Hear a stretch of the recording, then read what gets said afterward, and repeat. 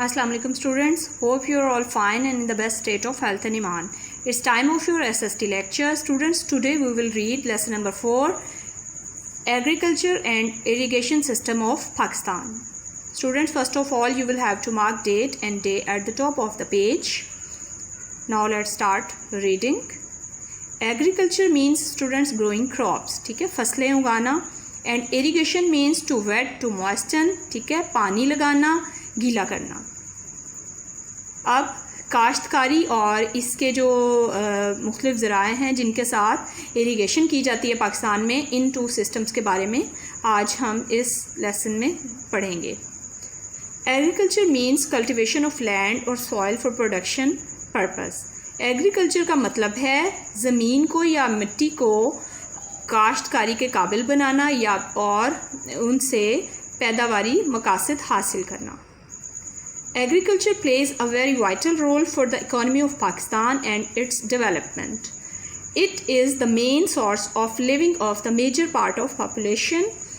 About 70% of population is related to agriculture directly or indirectly.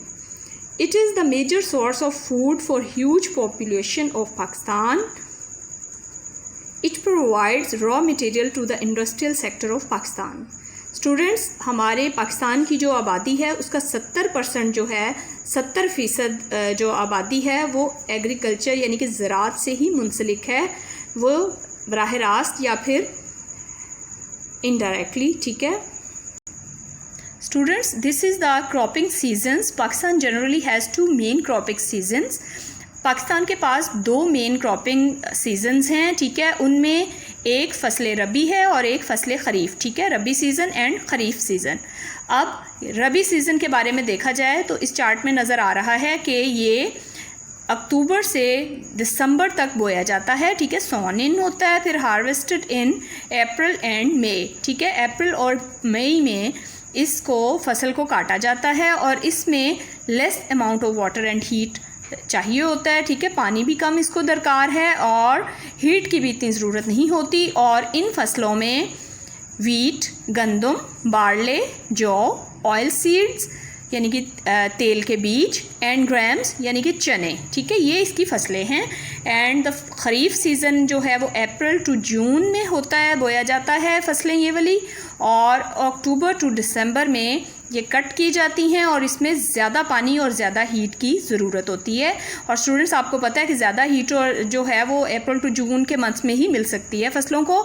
और इन फसलों में cotton यानी कि कपास, राइस, चावल, शुगर केन, गन्ना, टोबैको, तंबाकू, मेज़, मकई एंड मिलेट, बाजरा इसकी फसलों में शामिल हैं. Students, now we will read the brief description of rabi and kharif crops. के रबी की जो अहम फसलें हैं उनमें वीट शामिल है. ठीक है, ये गंदम को कहा जाता है और ये पाकिस्तान में सबसे अहम फसल है, रबी फसल. उसके बाद रबी सीज़न की जो क्रॉप्स की जो सेकंड वन है वो ग्राम है. ठीक है, ये भी एक मोस्ट इम्पोर्टेंट और मेजर रबी पल्स है, क्रॉप है इन पाकिस्तान.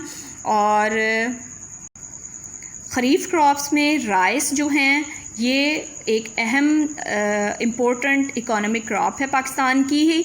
और rice needs a large amount of water, so it has to be grown in water irrigated areas where required quantity of water remains available throughout the cultivation season. Students, फिर cotton है यानी कि कपास. ये आप picture में भी देख रहे हैं कि ये ऊन को कहा जाता है. ठीक है, और इसको सिल्वर फाइबर के नाम से भी पुकारा जाता है पाकिस्तान में.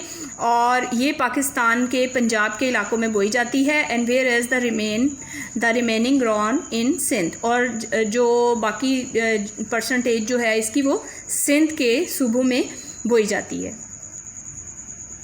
Students, after this sugar cane गन्ने को कहा जाता है. ये गन्ने की फसल है, ये भी पाकिस्तान की एक इम्पोर्टेंट क्रॉप है. और sugar cane is a water loving plant and amount of juice in it depends highly on the sufficient quantity of water given to the crop.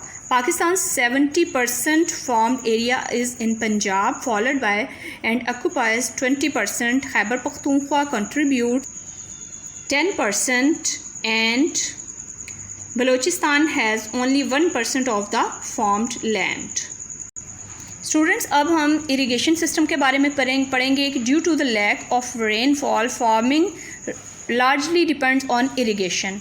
अच्छा, पाकिस्तान में रेनफॉल का जब लीकेज हो जाता है, ठीक है, उसकी कमी होती है, तो उस कमी को पूरा करने के लिए इरिगेशन सिस्टम जो है वो डिपेंड करता है इरिगेशन पे। फार्मिंग जो है वो डिपेंड करती है इरिगेशन पे, ठीक है। इरिगेशन होगी तो ही अच्छी फार्मिंग हो सकेगी।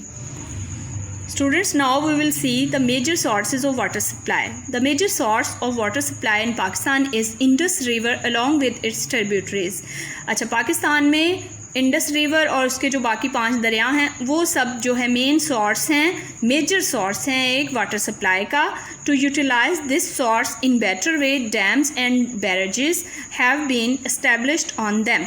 और इनसे पानी, इन वसाइल से पानी को अच्छे वे में यूज़ करने के लिए डैम्स और बैराज बनाए जाते हैं इनके ऊपर। Tarbela and Mangla are the large dams and they generate hydro electricity generated by falling और फ्लोइंग वाटर। अच्छा, तरबेला और मंगला डैम्स जो हैं ये लार्जेस्ट डैम हैं पाकिस्तान के और ये बिजली के थ्रू जनरेट करते हैं पानी को। They also store water and irrigate land, ठीक है। इनमें पानी स्टोर किया जाता है और फसलों को, लैंड्स को इरीगेट किया जाता है, वेट किया जाता है। Khanpur dam, Rawal dam and Hub dam are small dams, ठीक है, ये छोटे डैम्स हैं। Several canals, wells and tubewells are made to take water to the dried areas, ठीक है। बहुत सी नहरें, ट्यूबवेल और कुएं वगैरह भी जो हैं वो भी ड्राइड एरियाज़ को इरीगेट करते हैं। Now farmers can use water for their crops, और जो किसान हैं वो अपनी फसलों के लिए पानी जो है वो इस्तेमाल करते हैं इन्हीं ज़राए से through out the year with the help of this resources, ठीक है। स्टूडेंट्स, इन्हीं ज़राए के साथ वो पूरा साल अपनी फसलों को पानी देते हैं किसान, और इस तरह से इरिगेशन सिस्टम जो है वो पाकिस्तान का बहुत स्ट्रॉन्ग है।